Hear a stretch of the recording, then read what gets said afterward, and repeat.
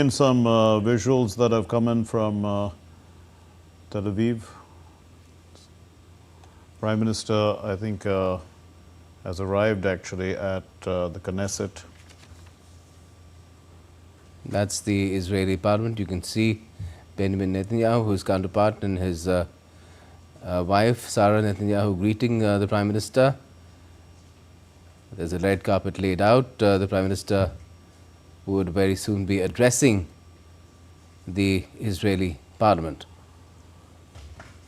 So, Dr. Rajiv, can you tell us a little bit about the Knesset? I think they have only about 120 seats. It's a, give us a little bit of a background as to what this parliament is all about and their system of democracy compared to ours.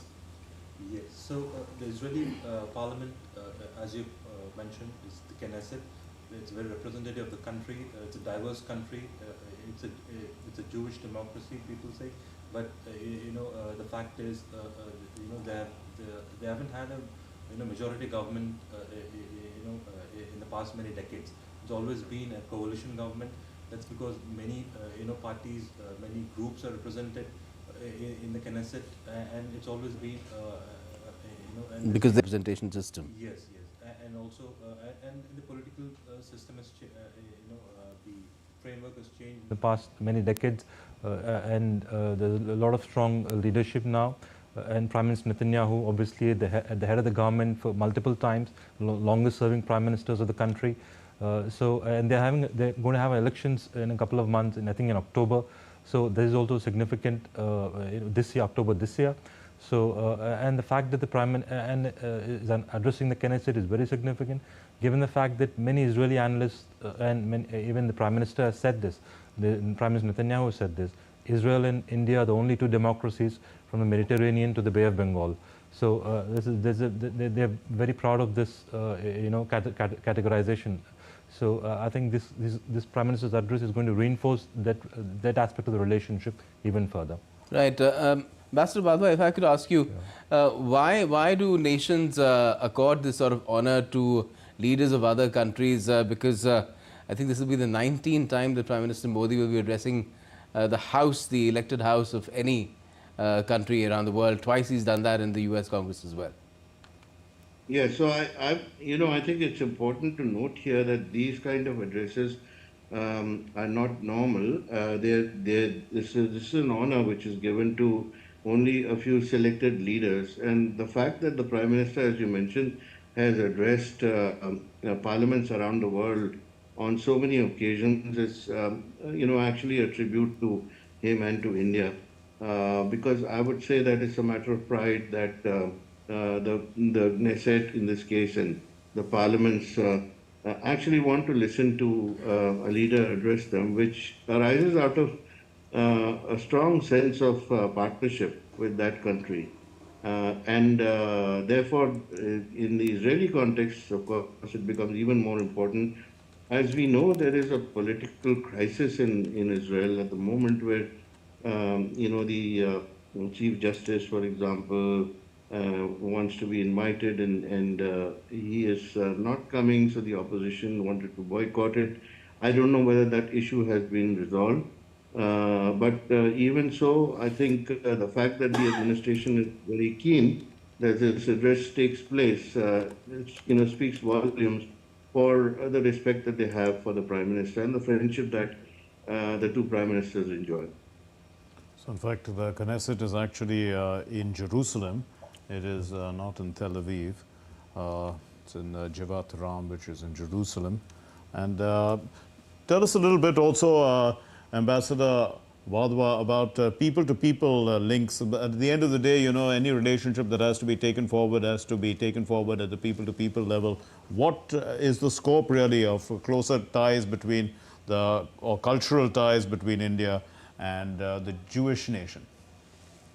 So, in the community, the Indian diaspora in Israel consists of a lot of members of the Jewish community who've actually gone and settled there. In fact, when I was visiting Israel with the president, a number of them especially had a meeting with the president and also related the long history and the ties that their families had with Israel. So these are very important links that we have with Israel. Israeli Jews, of course, have gone and settled across the world, but in Tel terms of Aviv near reverse Jerusalem hai. migration, in terms Location. of reverse migration, it's also very important. Right. Now, Dr. Rajiv, in terms of this visit, should it also be seen as an attempt to take certain things which had attained higher levels? And since Mark mentioned people to people, let's for instance say tourism, apart from that, there's trade as well, which at one time it crossed, it was almost, it was $10.7 billion in 21-22, I think.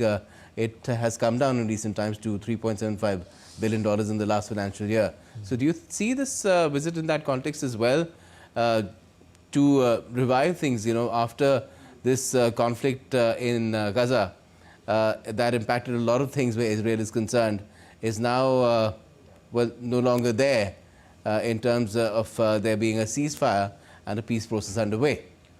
Yes, you're absolutely right. There's a huge symbolism associated with this, with Prime Minister's address.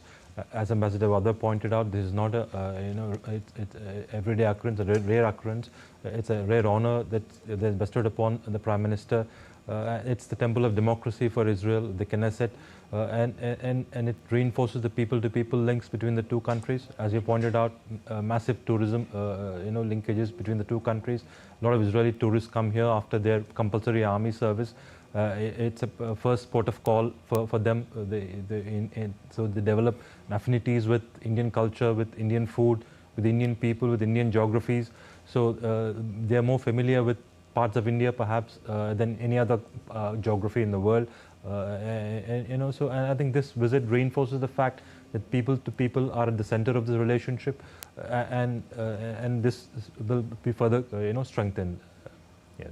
Tell us a little bit about the Jewish community in India. It's about 10,000 strong, Yes. Largely in the south and Maharashtra. To what extent, are they helping in this relationship? They're an important part of the relationship. They've had very historical links. They've been very important members of the Indian society historically. They've contributed a lot to the Indian culture, to science, to the movies, to sports. So there's a whole range of contributions, just like Indians in Israel have contributed to the life there in Israel.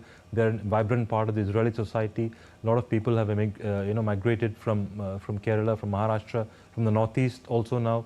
They're part of the Israeli armed forces. They are very active members of the Israeli society. They're part of the armed forces also. They contribute to Israeli security also.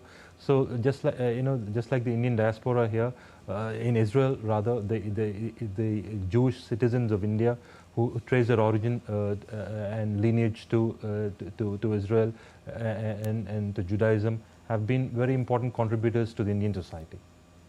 Right, and now very soon we'll see Prime Minister Modi addressing the Israeli Parliament, the Knesset, a rare honor which has been accorded to him in this visit, the first Indian Prime Minister to do so.